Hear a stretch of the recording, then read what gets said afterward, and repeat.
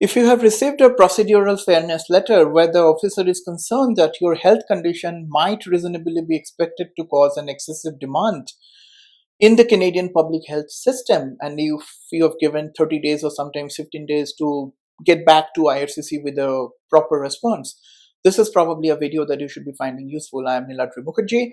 I am a regulated Canadian immigration consultant, and as an organization, as a consultant, I predominantly focus on responding to the procedural fairness letter of various shapes and various forms. And I have probably dealt with about 100 plus for sure PFLs, mostly with success of similar nature. So I have experience and I know what am I talking about. So excessive demand on public health as a concept is something like, for example, if you're coming from India, if you're spending, hypothetically speaking, 20 lakh rupees a year on your health, due to the medications, hospitalizations, etc., they do a direct medical equivalence analysis that should those treatments be happening here in Canada, what is the kind of anticipated cost that they're going to bear. Mind you, whenever, and at least this is from my experience, whenever IRCC calculates the equivalent figure for Canada, and it does not matter whether that is an equivalent figure from India or any other country, because I have seen these kind of PFLs from practically all the countries, okay? So it does not really matter which country the equivalency analysis is carried from. Their IRCC's numbers will always look higher, right? Because in Canada, medical treatment cost is way higher. For example, if you're coming from Pakistan and if you are spending 100,000 Pakistani rupees in Canada, that cost of healthcare will be drastically higher. So when IRCC calculates their equivalent cost, their cost is always higher. That does not mean that you have to pay those kind of, you have to incur those kind of costs if you are in Canada. And also this does not mean that you are incurring those kind of expenses back home.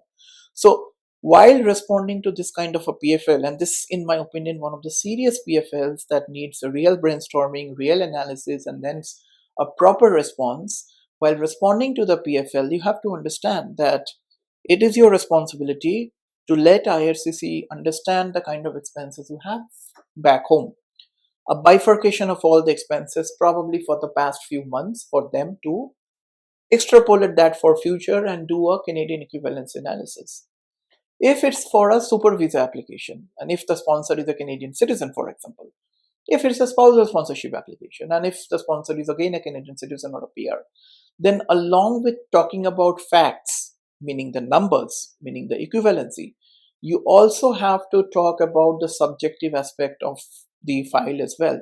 For example, if you have received a PFL as a Canadian citizen to sponsor your parent, say back from India, now if they stop this sponsorship process citing an excessive demand on public health, you have to make immigration, you have to make IRCC understand that if this sponsorship process is stopped, the kind of hardships that your parents and you have to go through.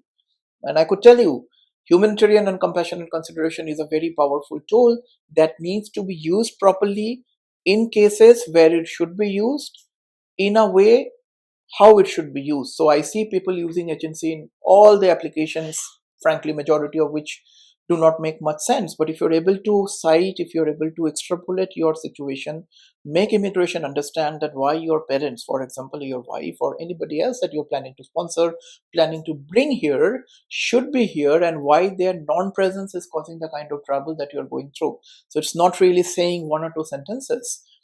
Because of which you are not given 30 days anyways, right? So you have to extrapolate those things, you have to talk properly, you have to make proper submissions. Those submissions are obviously legal submissions, so needs to be taken into seriously.